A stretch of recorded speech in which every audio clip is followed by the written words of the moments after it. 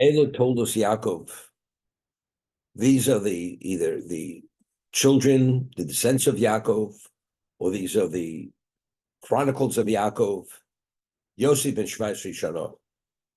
Yosef was 17 years old.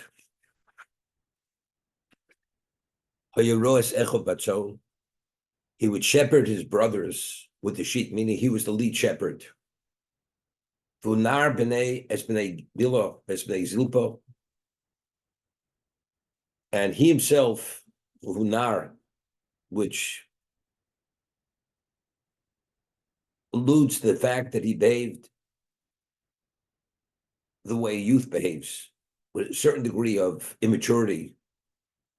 The children of Bil and Zilpo, Neshei Oviv, who were the wives of his father, even though initially they were given as the slaves, each was given as a slave or as a maidservant to Rachel and Leah. Nevertheless, when they were given by Rachel and Leah to bear children, they became his wives. They were secondary wives. They were considered pilakshim, they were considered concubines. Torah is saying over here that the children of Bil and Zilpah, they were the children of the wives of Yaakov, which is important to know. Because factually, the brothers who were the children of the matriarchs treated them on a lesser level. V'yaveh Yosef is the bosom royal aviyim, and Yosef would bring bad information to his father, meaning negative information about their behavior to their father, which was considered, although he believed it was permitted, the fact was lashon hara. He violated the law of lashon hara. Chofetz Chaim over here speaks lengthily of this. Although he meant l'shem shamayim, he believed his brothers did certain things which were inappropriate, but factually, if he would have researched it and verified it, he would have realized it wasn't quite what he thought he saw. Okay, we'll see this.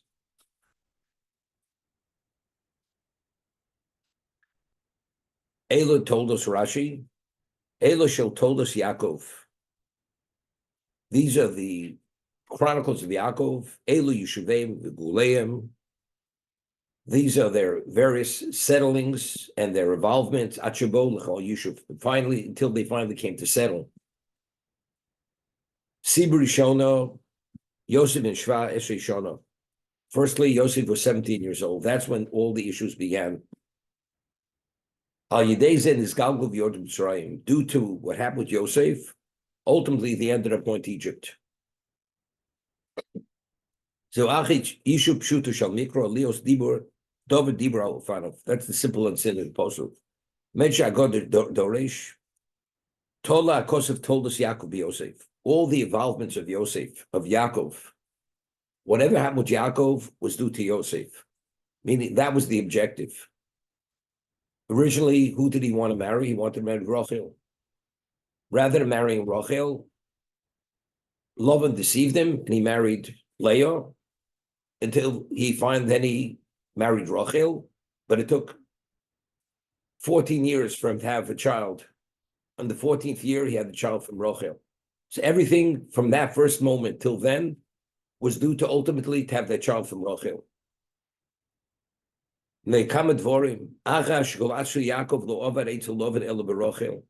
Initially, why did he work the initial 7 years? Because of Rachel. Also, the Torah tells us that facially, Yosef resembled his father. He looked either exactly like his father or pretty much like his father, more than the other brothers. All whatever happened to Yaakov, his personal experiences, Yosef had similar experiences. Nistam. Yaakov was hated, and Yosef was hated. As Yaakov, his brother, wanted to kill him, little identical, carbon copy. Yaakov's life, Yosef's life were identical. They make many equations between Yaakov and Yosef. Now the question is this. We say whatever happened to Yaakov happened to Yosef. Now, Lahava, the pasuk says, Yosef is the flame. He reaches out, meaning he has an ability. He's Yaakov.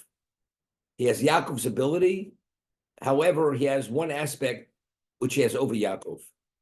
He's able to reach out to affect outside of himself.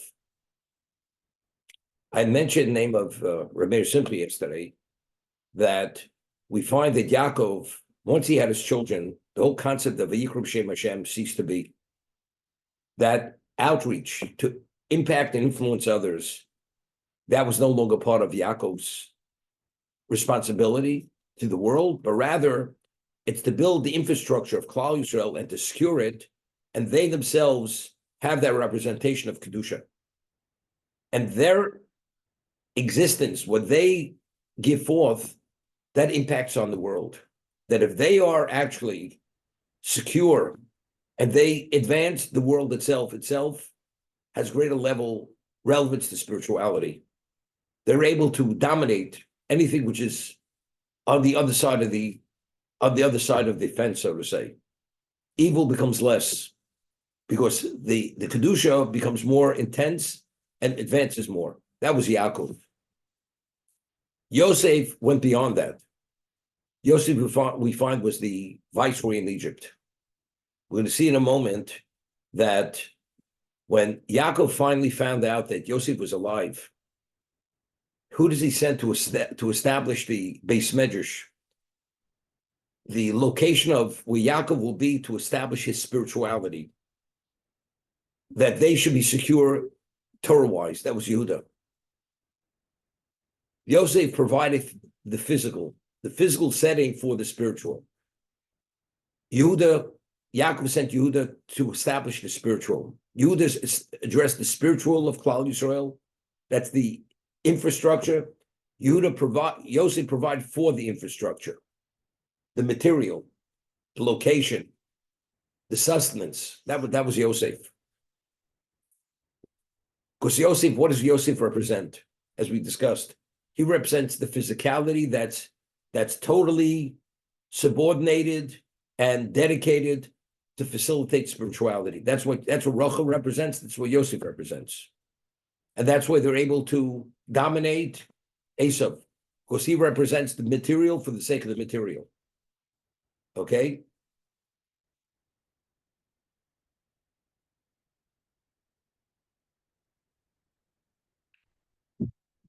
So it's interesting. Yaakov and Yosef, they have literally, they're mirror images of one another in every aspect of their lives. They look alike, their personal experiences are alike, but each one is for a different reason. Yaakov is because he represents Kedusha. They have Esav is the antithesis of that. Yosef represents Kedusha in the material realm. The brothers represent spirituality. They don't represent exactly what Yosef was. It was a whole different reality, what their ability was and what their thrust was. So for Yosef to be able to develop, he had to meet certain challenges. And after meeting those challenges, he was able to be who he was supposed to be.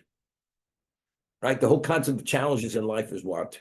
It's to meet the challenges. And if you succeed, then you achieve what you're supposed to achieve.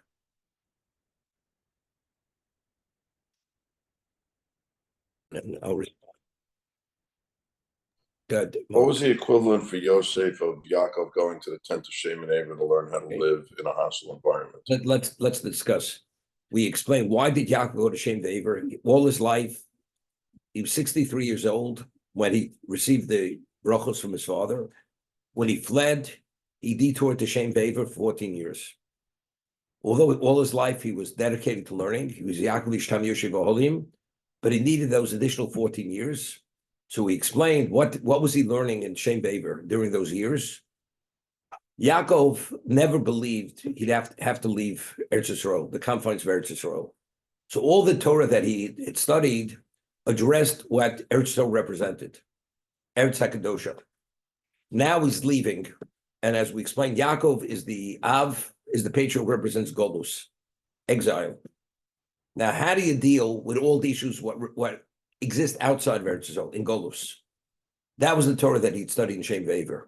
Because Shem the Aver, they were the children of Noach, and they represented the Kedusha. They understood the evil of the generation which preceded the great flood.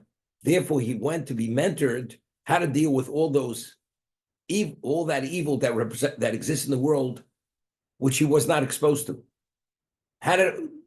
What Torah do you need? How do you shore up your own spirituality to be able to contend with all those issues? That's what he studied in Shem Dever. And after he studied, and that's what we find, it says, Vayishkev b'mokom, when he came to Har Moriah, that was the first time he lied down. His level of immersion in Torah was unceasing, that he never even lied down to go to sleep, because he understood what was at stake when he leaves Eretz Yisroel.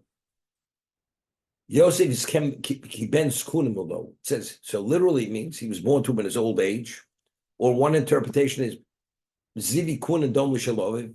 Facially, he looked like his father. The third pshat, that all the Torah that he'd studied in Shem Ve'ever, he only gave over that Torah to Yosef, did not share that Torah with the other sons. That was specifically for Yosef. And the Balaturim points out the words Zekunim, the Vav is deleted.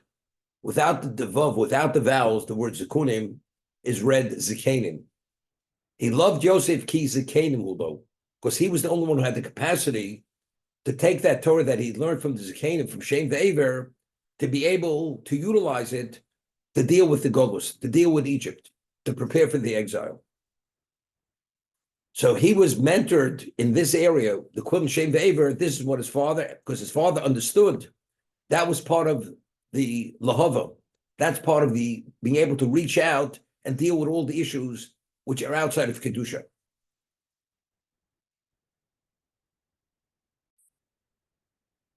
V'yeshiv Yaakov. What's V'yeshiv Yaakov? Bikesh Yaakov Leisha B'shalvo. Yaakov wanted to finally settle in a peaceful state. Kovetz of Rosa Shal Yosef. And as a result of wanting to be left alone, so to say, he wanted to have this respite from all the tsaros that he had. It's tremendous.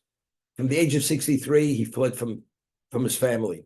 Spent 20 years in love by Lavan. Spent the 14 years in Shem Ve'ever. It was only to prepare for those moments which he wouldn't have survived. Then he had to deal with Esav. Then his daughter's raped.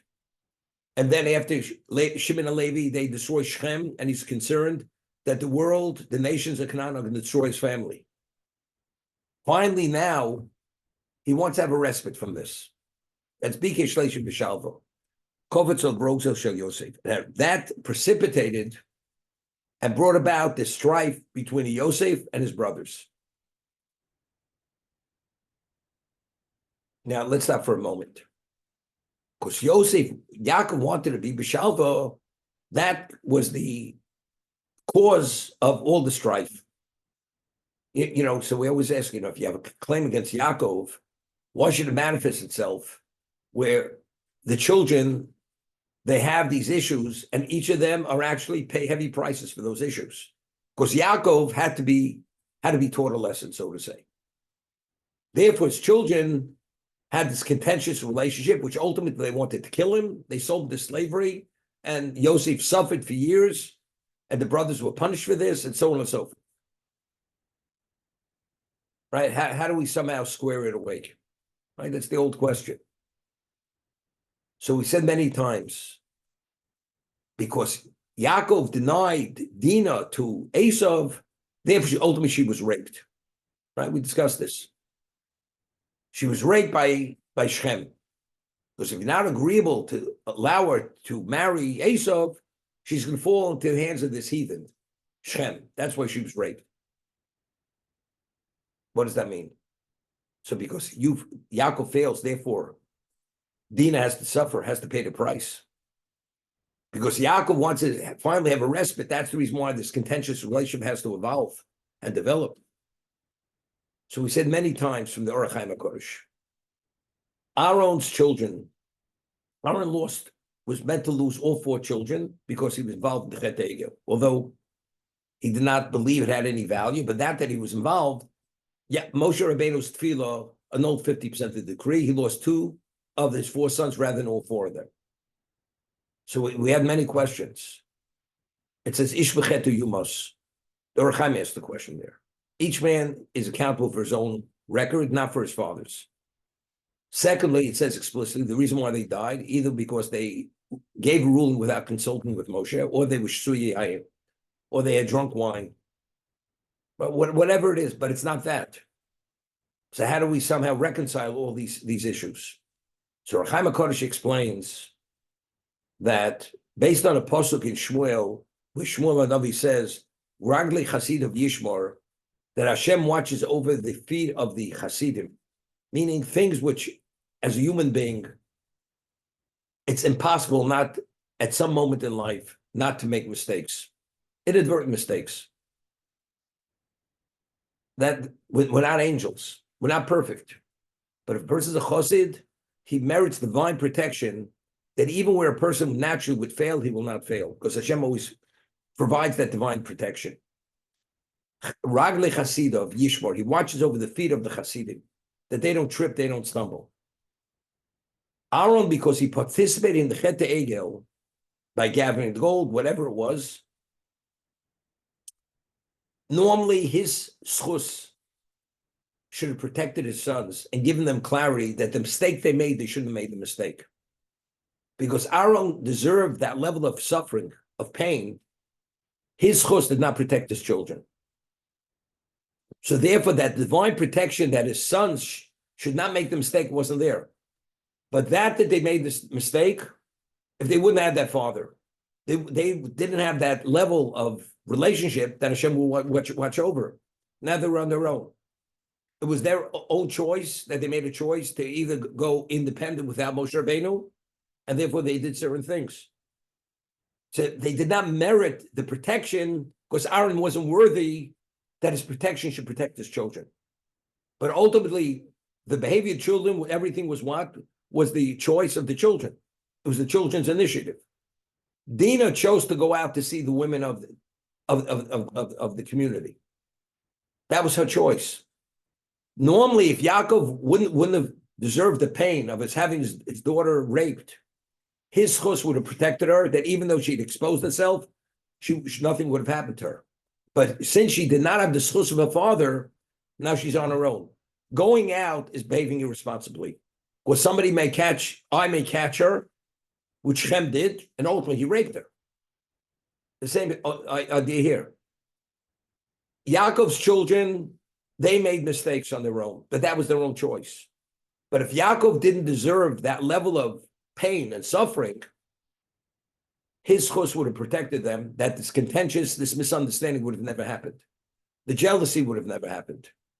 The reason why they read the script the way they read it, because they're reading based on their own capacity. But if they would have had Yaakov's clarity due to his chus, they wouldn't have seen it, they wouldn't have processed it the way they processed it.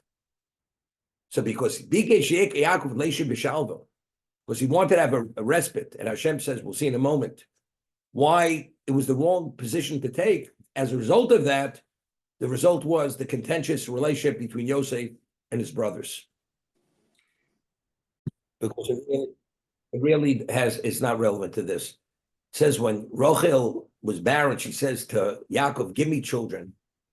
Why don't you pray for me? Right. And he's I'm gonna die. insensitive, right. So he says to me, if am I God? And he spoke to her with a certain degree of insensitivity. And like he really put her in her place. So the Medrash says, Hashem says to Yaakov, is that the way you speak to a person who's distressed? A distressed person, is that the way you speak? It's inappropriate. I swear on your life that your children will bow to her children. Correct. Those are the words of the Medrash. Right. So that set the tone already. No. That's something else. Meaning, so we explained that the ultimate level of bracha is to get it directly from Hashem. The bracha should not come through an intermediary. Your children initially would have gotten it directly. Bowing means they wouldn't have had to submit to a mortal to receive the bracha from Hashem. It will come directly to them. But now that because you were insensitive to Rachel, your children would be subordinate to her child. Now that the sustenance has to come through an intermediary. It's a different concept. It's No, not. no, no, no. But what It's, I'm saying and it's is, not a sin over there. It has nothing to do with this. look, we know the story, right? We know the Omar Kodesh Baruch Hu, lo daim letzadikim Hashem suken lem lo ma'ador. It's not enough for the tzaddikim, what's waiting for them in the world to come. El shem vachim leishe b'shav v'ol mazer. But they even want the respite in this world. It's not enough. When you go to the world to come, there's no longer challenges there. And your reward is waiting for you at a level that you can't even relate to, but you want to be b'shav in this world. As a result of that, that's the reason why. That's why what happened now happened. It's not because he had to end up in Egypt, like Al was saying, or because he didn't respect his mother, he denied his parents keeping of aim for 22 years. That's not the reason. This contentious relationship happened now. This Rogzo Shel Yosef is because Bikesh Leisha B'Shalva. And Hashem said, it's not enough what tzaddikim have in the world to come. Now you want to have respite in this world. I mean, how do we understand this? The respite he wanted, what? What did he want to invest his life at this moment? To be even a greater Jew, advance his spirituality. It's not to indulge in material. So what's the claim against Yaakov? Simple understanding. And Yaakov worked 7 years for his wife, for Rachel. The Torah tells us it was Kiyom Machodim. He worked 7 hard years, and he has explained later before he left how Lavan cheated him, and how he literally gave a pound of flesh for his father-in-law. Even things that he wasn't liable for, he paid. During the day, he was burnt by the sun. The night, he froze by the frost of the night. There was no let-up. And after 7 years, he was cheated. He married Leah. He had to work another 7 years, and his dedication was no less. For Rachel, the second years, as he did for the first. So how could it be Yom HaChodim? It's like you're working in a coal mine where you don't have fresh air to breathe, and the world is you're just being crushed by everything, and it's like it's a walk in the park. How could it be a walk in the park? How could it be Yom HaChodim? We find that Avraham Avinu paid a fortune for Marzah Machpelah. Fortune. The Arameus Kesef, it doesn't mean just 400 silver coins. It's a type of coin he paid, which was at all markets in the world, it had the greatest value. And Ephraim believed that he actually connived Avram. He connived him. Why do you think he connived him? Because the Marzah Machpelah, the Medrash tells us, that cave, if anybody would go in there, he would not survive. There were all kinds of demons in there. It's like buying toxic property. And Avram here, he's paying a fortune. So Ephraim figured he has as they say, a sucker is born every day. Here he has the ultimate person he's going to take advantage of. The man wants it, he's going to pay the price. But what didn't Ephraim understand?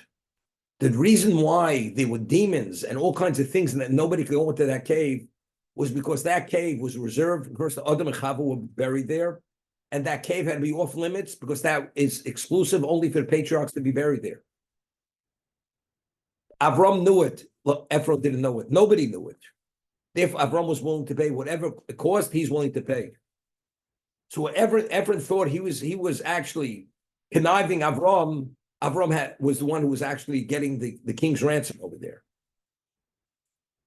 Yaakov understood Rachel was the matriarch of the Jewish people, the primary matriarch. If he'd have to work 100 years for her, hard labor, it's a pittance. In terms of what he's achieving here, it's a pittance. 7 years of hard labor is nothing. Nothing. The Chofetz Chaim writes in one location that when Hashem rewards us, it's called chesed. So he asks the question, how could it be chesed? We have challenges. So God rewarding us chesed. You work for an employer. And now he pays you the wages. And he pays you what you deserve. Is that chesed or because he owes it to you? But yet, when Hashem gives us schar in Olam Haba, it's chesed. So he explains the Chofetz Chaim. Could you imagine a person has to work a minute a day and he earns every day millions of dollars? In terms of the level of input or output we give, compared to what he provides us and pays us, the reward, it's endlessly more than our efforts and our investment. Firstly, he says that we're even able to function and address the challenge. Why are we alive? Why do we have the mental presence? Why do we have the physicality? Hashem provides everything. He provides everything, and you get full reward. As a result of that, it's chesed. Despite your investment and your output, which he provides everything, all you have to do is what? It's just turn the rudder in what direction the boat's going to go. The current's there, the rudder's there, the boat's there. And he even gives you the power to be able to turn the rudder. But you know something? You get full credit for whatever you accomplish. Therefore, that's called chesed. Why did Yaakov want a relationship with Shalva? Because he didn't appreciate the value of that strife. If he would understand what he's getting for that, all these challenges, whatever he went through, we're talking about it's incomprehensible what Hashem is giving him. It's not to be fathomed. I want Shalva. What do you mean want Shalva? It's not enough what's waiting for you in the world to come. You know what's waiting for you in the world to come? If you would have internalized it, understand what that is, you'd need no Shalva. You would need no respite. Every one of these challenges has infinite value. As a result of that, that's why Kovtza Rosa Shal Yosef. Give you an example. Later we read, according to the Tosas explanation, Yaakov had 33 years of his life taken away because he had shared something with Paro. When Paro saw him at the age of 130, he says, I've never seen such an aged person in my life. So he said to Paro, I'm not that old. My forefathers lived longer years than I did. But I had a difficult life. Yeah. So if you add up the words, what he shared with Paro, it's 33 words he said. Hashem says, that you survived Esav and Lavan, that your daughter, although she was raped, that Shimon and Levi were not killed, that the nations of Canaan did not destroy you. And after all I've done for you, now you're sharing this with this heathen, that you had a difficult life. Is that what you share with this heathen? Therefore, for every word you shared with him, it's 1 year off your life. That's the medrash. And then afterwards, there's a famous word from Chaim Shmulevitz, the Mir Rosh Hashiva. Yes, if you count up the letters, there are no 33 words, it's less. So he explains that when Yaakov came to Paro, he saw a man who was aged. Now the question, if he would have experienced it as he should have, he wouldn't have aged. He only aged because he experienced it as the world was caving in on him. Therefore, it impacted negatively. But if he would have seen it as the ultimate opportunity, all those challenges, he wouldn't have prematurely aged. As a result of that, because he processed it wrongly, even the way he looked was held against him. And if you code those words, you have 33 words, and that's why those 33 years were taken off his life. Rabbi,